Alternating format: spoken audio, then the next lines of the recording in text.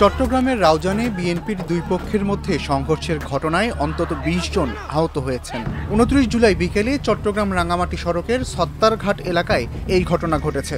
বিএনপির কেন্দ্রীয় vice chairman Giasuddin কাদের চৌধুরী ও উত্তর জেলা বিএনপির আহ্বায়ক গোলাম আকবর খন্দকারের অনুসারীদের মধ্যে এই ঘটনা ঘটেছে।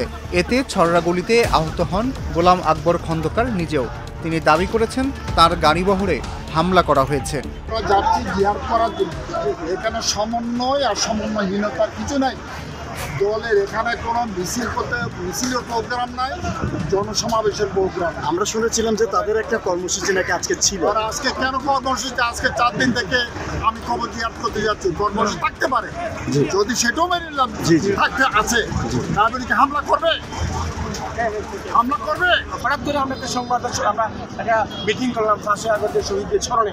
হঠাৎ করে উনি এখানে আসার একটা দরকার থেকে আমি বুঝলাম হঠাৎ করে এটা। কিন্তু আপনাদের কাছে এই প্রশ্নটা রাখবো। আমি ওনাকে আমরা অনুরোধ করবো যে আপনি রাউজানে এসে আপনি উত্তপ্ত করবেন না। রাউজানের মানুষ আজকে অত্যন্ত ব্যথিত হয়েছেন আপনার এই আগমনে। প্রত্যক্ষদর্শী ও পুলিশ সূত্রে জানা যায়, পূর্ব নির্ধারিত কর্মসূচি অনুযায়ী নেতাকর্মীদের নিয়ে উপজেলা বিএনপির প্রয়াত সভাপতির কবর জিয়ারত করতে যান গোলাম আকবর খন্দকার। একই দিন সমাবেশের প্রস্তুতি হিসেবে পূর্ব নির্ধারিত মোটরসাইকেল শোভাযাত্রার কর্মসূচি ছিল গিয়াসউদ্দিন কাদেরের অনুসারীদের।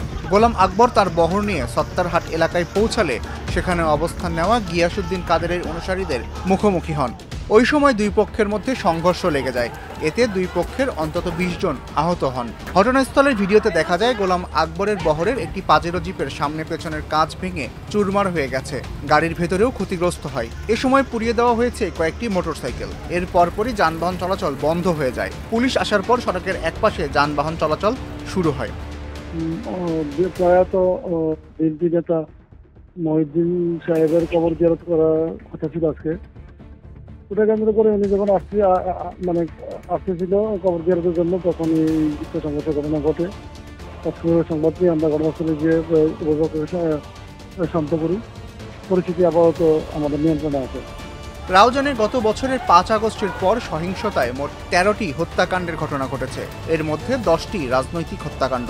বিএনপির দুই পক্ষের সংঘর্ষ হয় অন্তত শতাধিকবার। ৩ শতাধিক মানুষ এসব ঘটনায় গুলিবিদ্ধ হন।